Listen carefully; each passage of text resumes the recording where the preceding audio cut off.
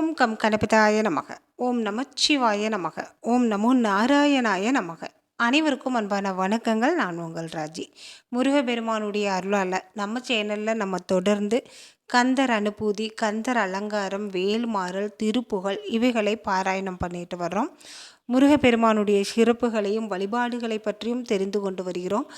இன்று நம்ம பார்க்க போகிறது மிக அற்புதமான திருப்புகழ். இந்த திருப்புகழ் சொன்னால் நமக்கு என்ன கிடைக்கும்?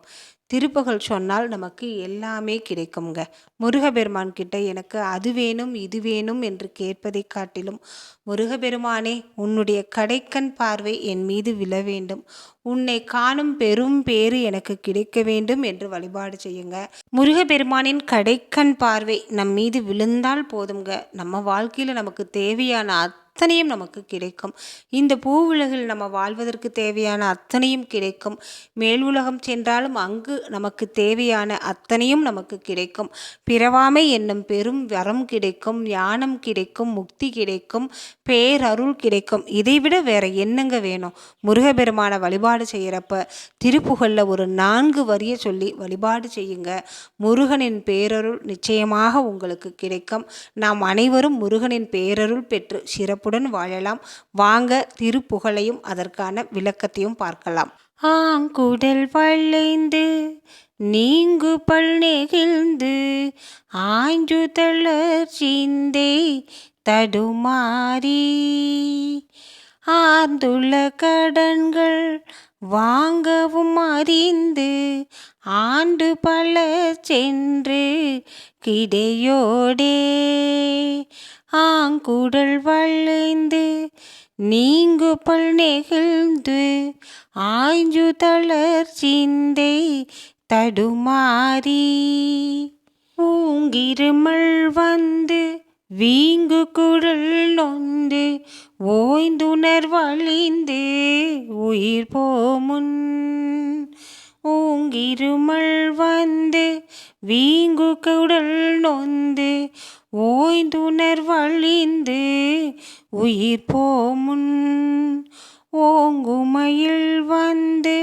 சேன் பெறை சேர்ந்து ஊன்றிய பதங்கள் தருவாயே ஓங்குமையில் வந்து சேன் பெறை சேர்ந்து ஊன்றிய பதங்கள் தருவாயே வேங்கையும் உயர்ந்த தீம்புணமிருந்த வேந்தியிலே இன்ப மணவாளா வேண்டும் அவர் தங்கள் பூண்ட பதம் மிஞ்ச வேண்டிய பதங்கள் புரிவோனே வேண்டும் அவர் தங்கள் பூண்ட பதம் மிஞ்ச வேண்டிய பதங்கள் புரிவோனே மாங்கனி உடைந்து தேங்க வயல் வந்து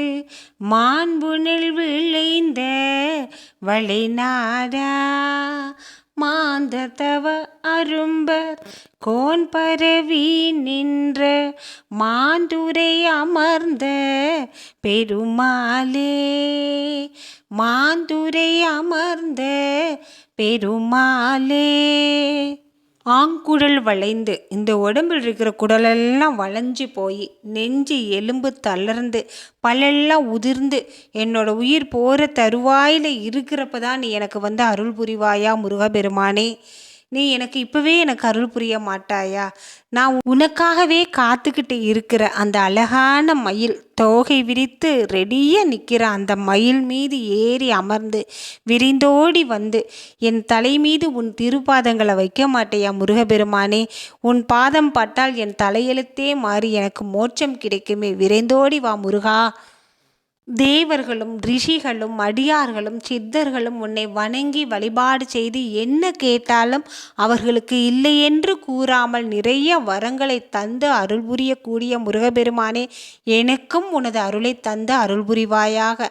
மிகவும் உயரமான வேங்கை மரமும் ரொம்ப சுவையை தரக்கூடிய நல்ல ஒரு இனிப்பு சுவையை தரக்கூடிய திணை பயிர்களும் நிறைந்த சோலைக்குள் வீட்டிருக்கும் வள்ளி தேவியின் மணவாளனே முருகப்பெருமானே, அழகிய மென்மையான மனம் கொண்ட உன்னையே நினச்சிட்டு இருக்கிறதால அந்த மனமும் ரொம்ப ரொம்ப மென்மையாகி போன வள்ளி தேவியின் மணவாளனே, அழகிய மாமரங்களும் அந்த மாமரத்தில் நிறைந்து இருக்கிற மாங்கனிகளும் கொண்ட வயல்களும் கொண்ட அழகிய திருமாந்துறையில் வீட்டிருக்கும் முருகபெருமானே, எனக்காக அருள் புரிய விரைந்தோடி வா. உன் மயில் மீது ஏறி அமர்ந்து விரைந்தோடி வா முருகபெருமானே. ஞானத்தையும் மோட்சத்தையும் நிறைவான வாழ்வையும் பிறவாமை என்னும் பெரும் வரத்தையும் தந்தருள விரைந்தோடி வா முருகபெருமானே. முருகப்பெருமானை கூப்பிட்டா ஓடி வருவாருங்க. அவர் ரெடியாக எப்போவுமே காத்துக்கிட்டு இருக்கார். ஒவ்வொரு அடியாருக்கும் அருள் புரிவதற்காக முருகப்பெருமான் பன்னிரு கரங்களோடு எப்போவுமே காத்துக்கிட்டே இருக்கார். அவர் தான் அப்படின்னா அவருக்கு பக்கத்தில் இருக்கிற வள்ளி வாரி வாரி வழங்கக்கூடிய தெய்வமாக இருக்கிறாங்க. தெய்வானையும் திருமகள் அம்சம் கொண்டவள் வள்ளி தெய்வானை சமேதராக நம்ம முருகப்பெருமானை வழிபாடு செய்தால் நம்ம வாழ்வுக்கு தேவையான அத்தனையும் நமக்கு கிடைக்குங்க.